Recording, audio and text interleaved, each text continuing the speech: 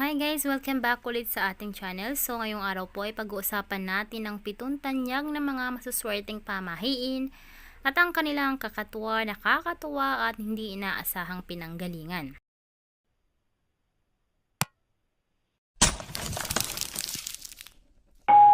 Number 1.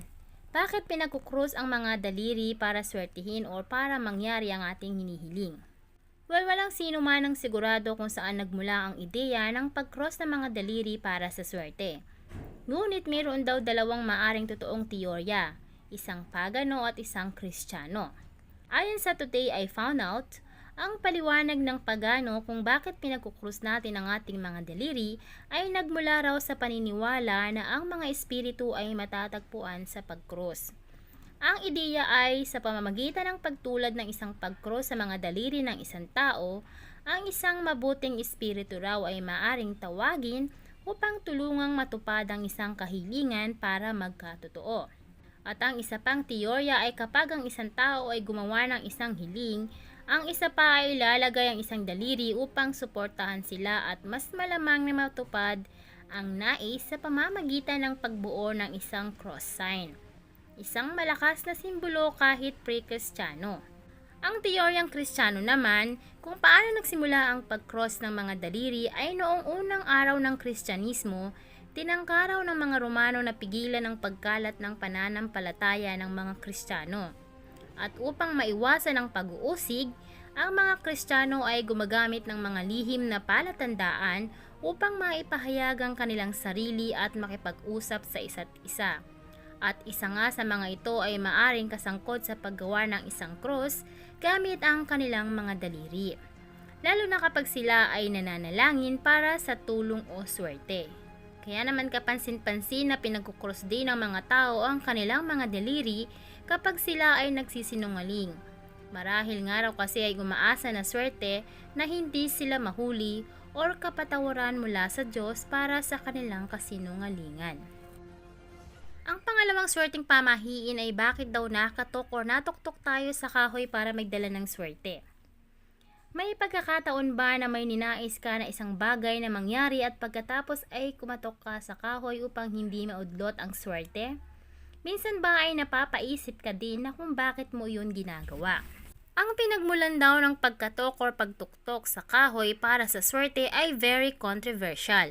Ang pinakakaraniwang paliwanag dito tulad ng inilarawan sa touchwoodforluck.com.au ay ang pamahiin ay nagmula raw sa paganong paniniwala na ang mga espiritu raw ay naninirahan sa puno.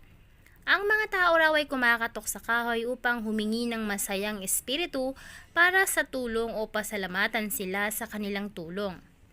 At tulad ng maraming mga pamahiin, meron ding isang paliwanag ang Kristiyano na ang kahoy ay kumakatawan daw sa krus, kaya kapag hinawakan mo or kumatok ka sa kahoy, hinihiling mo sa Diyos na tulungan ang iyong swerte. Bagaman ang paliwanag na ito para sa pamahiin ay tunog lohikal, ang nowifoundout.com ay may isa pang paliwanag. Ayon sa kanilang pagsasaliksik, ang pinakaunang dokumentado na paggamit ng pagtuktok sa kahoy or hawakan ng kahoy ay nagmula from late 1800s. Para sa paghawak sa kahoy naman at 1905 para sa pagtuktok dito. Pangatlo, bakit ang mga mapalad na tao ay nagdadala ng paa ng maswerteng kuneho? May kilala ka bang sino mang nagdadala ng paa ng isang kuneho na isang keychain o nagsasabit ng isa mula sa rearview mirror ng kanilang kotse? Ngunit bakit ang pagdadala ng mga bahagi ng katawan ng kuneho sa paligid ay magdadala sa iyo ng magandang kapalaran? Ano nga ba ang pinagmulan ng kakaibang pamahiin na ito?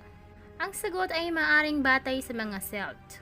Itinanghal ng Celtic lore na ang mga rabbits ay maswerte dahil sila ay nabubuhay sa ilalim ng lupa at sa gayon daw ay madaling makipag-usap sa mga Diyos. Ang Romanong reyna na si Boudica ay sinabi na pinakawala ng mga kuneho sa larangan ng digmaan bago magsimula ang isang labanan upang mahulaan kung siya ba ay magtatagumpay o hindi. Ang mga kuneho ay popular sa mga taong nagsisikap na magkaroon ng isang anak dahil sa kanilang sikat na pagkamayabong. Ang mga babaeng nais maglihi ay nagdadala ng isang anting-anting na kuneho daang-daang taon na ang lumipas. Ang ideya ng isang maswerteng kuneho ay kinuha ng mga practitioner ng Hoodoo sa American South. Yun marahil kung saan naganap ang kasanayan ng paggamit ng paa ng kuneho upang maakit ang swerte. Sa ngayon, marami mga charms ng paa ng kuneho ang aktual na gawa sa fox fur at plastic na mas mahusay para sa mga banis at para sa ating kamalayan. At kahit na wala silang mga kapanipaniwalang mga pangyayari na nakapaligid sa kanilang mga pinagmulan, kung gagawin nilang mas positibo at motivated ang iyong pakiramdam, ay magkakaroon pa rin sila ng isang mabuting epekto sa iyong kapalaran. Pang-apat, bakit nga ba tayo nag-wish bago natin hipa ng mga birthday candles? O saglit lang, make a wish muna bago mo hipa ng kandila. Ito ang isang bagay na madalas na naririnig ng mga bata, ngunit ito ay uri ng kakatuwa, hindi ba? Masarap na makakuha ng isang hiling sa iyong kaarawan. Sigurado, ngunit ano nga ba ang kaugnayan ng mga kandila sa isang cake sa magandang kapalaran mo? Saan at paano nga ba ito nagmula? Ang tradisyon ng paglalagay ng mga kandila sa mga cake ay nagsimula raw sa mga sinaunang Greeks na nagbibake ng mga bilog na cakes at sa itaas nito ay nilalagyan ng mga kandila kapag daw nais nilang tanungin ang kanilang diyosa ng buwan na si Artemis para sa kanyang pabor. Ang kumikinang na bilog na hugis ay simbolo raw ng buwan. Bukod pa dito, maraming mga tao ang naniniwala na ang lingering smoke sa taas ng kandila ay nagdadala ng kahilingan sa mga Diyos habang ito ay paakyat sa hangin. Ang modernong araw na tradisyon ng paggawa ng isang hiling at sinusubukan patayin ng lahat ng mga kandila sa isang cake sa isang hingaan lang ay nagmula sa mga pamahiin na ito. Kung makakaya mong gawin ito, matutupad ang iyong nais at magkakaroon ka ng magandang kapalaran sa susunod na taon. Ngunit mag-ingat lamang daw ang pagsasabi ng iyong nais sa ibang tao o pag-iwan ng ilang mga kandila na naiilawan ay maaring magdala raw ng masamang kapalaran. Number 5. Bakit tayo nagsasabit ng mga horseshoe para sa swerte? Ang mga kabayo ay ginagamit bilang isang maswerteng simbolo sa mga barya, banner at marami pang iba libo-libong taon na.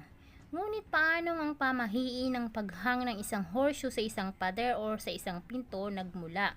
Maraming sumusubaybay sa mga pamahiin na bumalik sa isang kwento tungkol sa isang farrier na nangangalang Dunstan na naging arsobispo ng Canterbury noong 959 AD.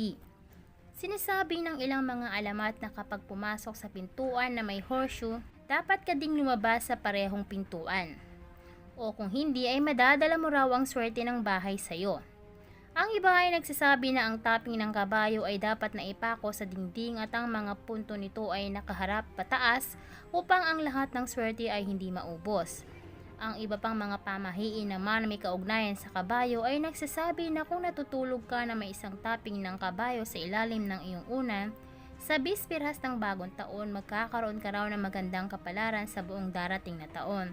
O kung mananaginip ka ng isang tapping ng kabayo, nangangahulugan ito na good luck ay paparating na. Pang-anim, bakit nagdudulot ng magandang swerte ang pagputol ng isang wishbone?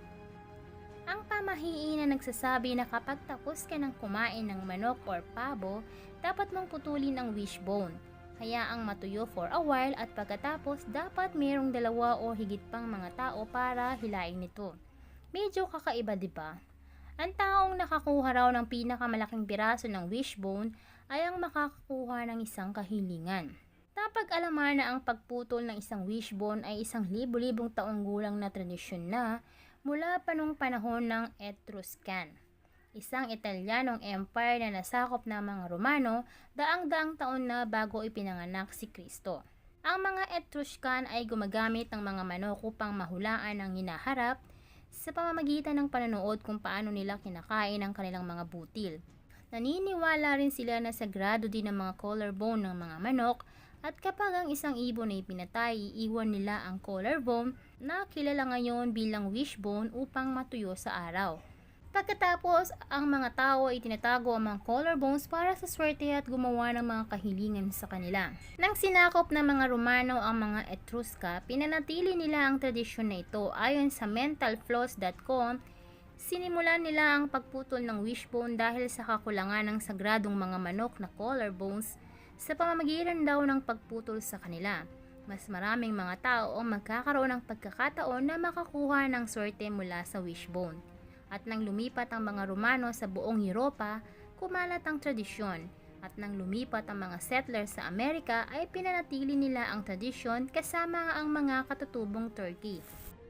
Pangbito, bakit pinupulot natin ang mga pennies para magkaroon ng good luck? Tungkol sa bawat bata na nakakaalam ng chant, find a penny, pick it up, at sa buong araw na iyon ay magkakaroon ka ng magandang kapalaran. Ngunit bakit isang sentimos lamang? Hindi ba magiging mas maswerte kapag $20 bills? Well, hindi na ito mahalaga. Ayon kay Wise Geek, ang swerteng dala ng isang penny ay hindi nagmula sa halaga nito, ngunit dahil sa makintab na metal. Matagal na panahon na ang metal noon ay mas madalang kumpara sa ngayon. Kaya naman naniniwala ang mga tao na ang paghahanap nito ay isang regalo mula sa mga Diyos, at ang kaloob na iyon ay protektahan ang manggagawa laban sa masasamang kapalaran. At siya nga pala, ang paniniwala na ang metal ay maaring magdala ng magandang kapalaran ay maaring naging bahagi rin ng dahilan kung bakit ang mga horseshoe ay itinuturing din na maswerteng tulad ng nabanggit sa itaas. Ang ilang mga tao ay nagsasabi na ang paghahanap ng isang penny na may tail side up ay bad luck. Sinasabi naman ng iba na ang swerte ay darating lamang sa iyo kung ibibigay mo ang penny sa ibang tao. At yan na po ang ating 7 lucky na pamahiin na may mga kakatuwa at kakaibang mga pinagmulan. Pero nasa atin naman yan kung ito ay paniniwalaan mo or kung ginagawa mo na nga ba ito, effective ba talaga ito sa'yo.